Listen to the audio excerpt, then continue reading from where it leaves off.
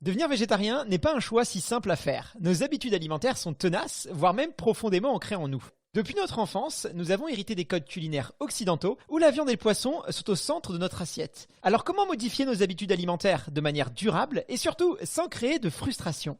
Je sais par expérience que si on désire transformer une habitude, il faut se laisser du temps et éviter toute radicalité. J'ai donc fait le choix de modifier progressivement mon alimentation. Car oui, si je change tout du jour au lendemain, je risque très vite d'être frustré et mes habitudes reviendront vite au galop. J'ai donc décidé d'y aller par étapes. Avant d'arrêter complètement la viande et le poisson, j'ai commencé par arrêter la charcuterie il y a 2 semaines. Puis la semaine dernière, j'ai arrêté les plats à base de viande et de poisson comme les lasagnes, les pad thaï ou encore les sushis et Dieu sait que j'adore les sushis. Et pour finir, à la fin de cette semaine, j'arrêterai complètement les pièces de viande et de poisson. J'aurais pu aussi commencer en étant végétarien 1 jour par semaine, puis 2, puis 3 et réduire ainsi les jours. Mais comme je mange pas de viande tous les jours, je pense pas que ça aurait été hyper efficace sur moi cette méthode. Mais après, ça c'est vraiment très personnel. Je pense aussi qu'une bonne manière de rendre la chose moins difficile, c'est de placer le plaisir gustatif au cœur de mon assiette végétarienne. Évidemment, si je remplace un délicieux cheeseburger par un plat de tofu aux carottes, je risque très vite de craquer. Je me suis donc renseigné sur les recettes gourmandes végétariennes. Et dans mes recherches, j'ai été hyper inspiré par la cuisine indienne, israélienne et même éthiopienne. Au fil des pages des livres de cuisine, j'ai vraiment eu l'impression de voyager. Et les plats que j'ai pu trouver, ils sont vraiment très éloignés des clichés de plats genre légumes vapeur qu'on peut s'imaginer dans la cuisine végétarienne. Je pense vraiment que si je veux réussir cette expérience, faut pas que je m'enferme dans une sorte de dogme. Le végétarisme, c'est pas une religion, hein. Je dois donc faire preuve d'un maximum de recul et d'anticipation.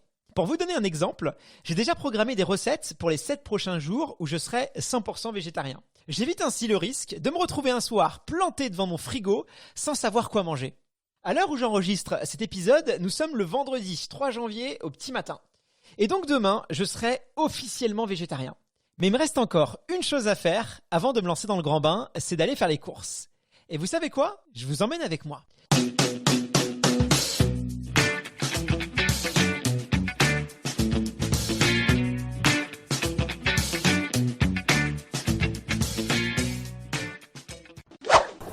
Donc je suis actuellement à l'hypermarché et il y a déjà quelque chose qui a changé par rapport à avant, c'est que je passe beaucoup plus de temps dans les magasins. Déjà parce que je dois faire plusieurs magasins. Il y a l'hypermarché, je vais aussi aller chez le primeur et aussi dans les magasins spécialisés parce que les produits que je recherche ne sont pas forcément tous à l'hypermarché. Et puis aussi, j'ai aucun repère dans le magasin, dans les boutiques, dans les rayons. J'ai pas encore mes repères, donc je mets beaucoup de temps à trouver les articles. Donc ça, je pense qu'avec le temps, ça va je vais avoir mes petits repères, donc ça ira beaucoup mieux. Mais pour l'instant, ça me demande du temps, donc je l'avais anticipé.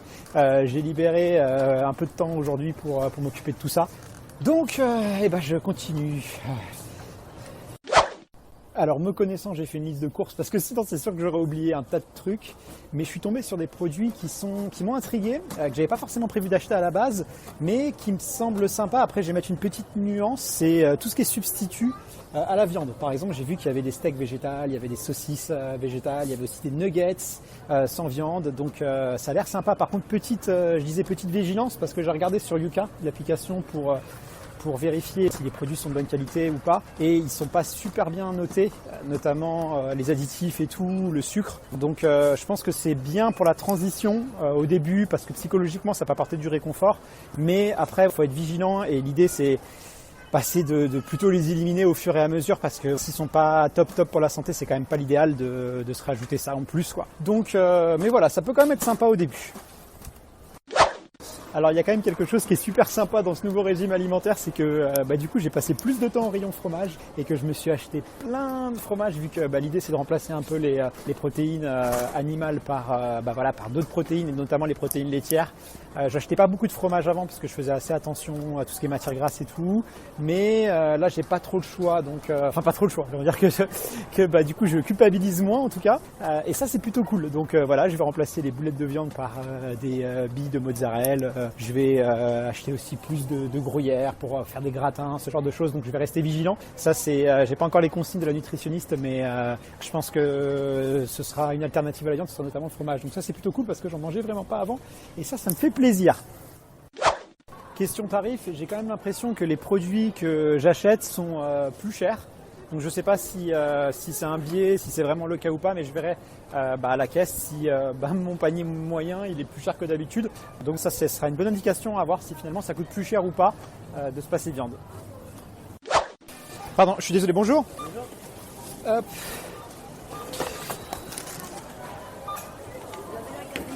Non, j'ai pas la carte du magasin. Alors, 26 €. Je vous fais une carte bleue, s'il vous plaît. Ah, ouais, il est là. Merci beaucoup. Merci à vous, bonne soirée. À vous aussi, au revoir.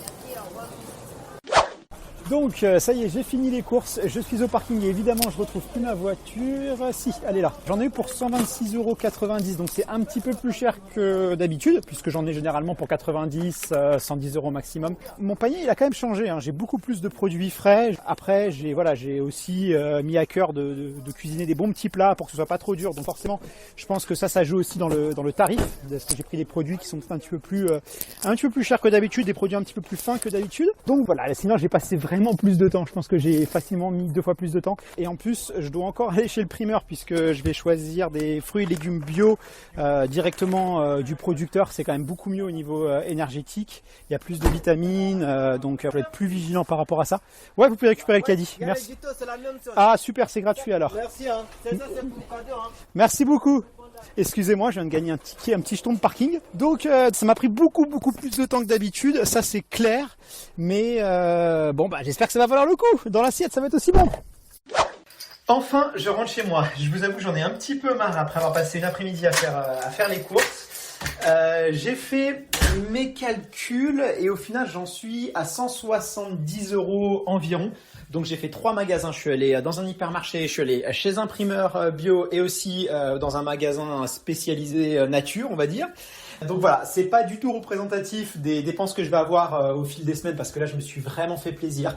Après je vais faire une moyenne au fil des semaines que je vais comparer à ce que je dépensais avant. Comme ça on aura vraiment des données pour se rendre compte si c'est plus ou moins cher. Donc sinon que vous dire, à part que je suis hyper excité à l'idée de commencer cette première semaine 100% végétarienne. Je suis sûr que ça va bien se passer. En tout cas j'ai aucune inquiétude, au contraire c'est beaucoup d'excitation et j'ai hâte de me lancer dans le grand bain. Donc voilà, je vous propose qu'on se retrouve à la fin de la semaine pour un premier bilan. Donc je vous dis à tout de suite. Donc voilà, ça fait maintenant 7 jours que je suis végétarien. Évidemment, hein, c'est encore trop tôt pour vous faire un premier bilan objectif de cette expérience, mais je peux quand même vous partager mes premiers ressentis. Alors, est-ce que cette première semaine sans viande ni poisson a été dure ? Eh bien, absolument pas. Probablement parce que déjà, j'étais très motivé pour me lancer dans cette aventure et du coup, j'ai presque pas ressenti de manque ou de frustration. Je dis presque parce que la seule fois où la viande m'a manqué, c'est quand je suis allé dans mon resto thaï préféré. Là, j'ai pas eu de mal à trouver des plats végétariens, c'est pas ce qui manque là-bas, mais je dois bien avouer que je raffole de leur nem maison et que j'aurais quand même aimé en commander 1 ou 2, mais j'ai pas craqué, hein, et au final, je regrette rien. Niveau entraînement, j'ai commencé ma préparation pour le marathon de Paris lundi dernier. Et là, mes sensations, elles sont hyper bonnes. J'ai pu enchaîner les séances et les kilomètres sans difficulté. Après, c'est tout à fait normal d'être en forme en début de préparation, hein. J'ai pas encore accumulé de fatigue. Donc voilà, c'est pas du tout lié, je pense, à ce nouveau régime alimentaire. Sinon, j'ai couru environ 90 km cette semaine et niveau données, j'ai un cœur qui bat à 45 pulsations par minute et je pèse 71 kg. Là encore, rien n'a changé par rapport à avant. Cette première semaine, elle est donc hyper positive. Après, je crie pas victoire, hein. Ça fait que 7 jours que je suis végétarien et avec les vacances de Noël, j'ai eu pas mal de temps pour faire mes courses et préparer mes repas. Mais qu'est-ce que ça va être quand je vais reprendre un rythme de travail plus soutenu ? Parce que clairement, hein, depuis que je suis végétarien, je passe beaucoup plus de temps à préparer mes dîners, à faire les courses et même à faire la vaisselle puisque j'ai plus de poêles et de casseroles à laver. Et malheureusement, ça peut vite devenir très compliqué avec les rythmes de journée de travail qui s'allongent. Bref, j'ai aucune idée de comment va se dérouler la suite de cette expérience et je me pose vraiment tout un tas de questions. Est-ce que je vais réussir à diversifier mes apports en protéines et varier mes repas ? Comment est-ce que je vais répondre à mes besoins en fer et en vitamine B12 ? Est-ce que ma consommation de glucides et de lipides va pas exploser, et surtout, quels sont les aliments que je dois privilégier en étant sportif. Pour l'instant, c'est le flou total, mais je sais que pour répondre à toutes ces questions, je vais pouvoir compter sur une véritable experte, la diététicienne Tiffany Varenne. Elle est spécialisée dans le sport et le végétarisme, et je suis sûr qu'elle va pouvoir me donner un tas de conseils utiles qui vont m'être très précieux pour la suite. J'ai hâte d'avoir mon rendez-vous avec elle.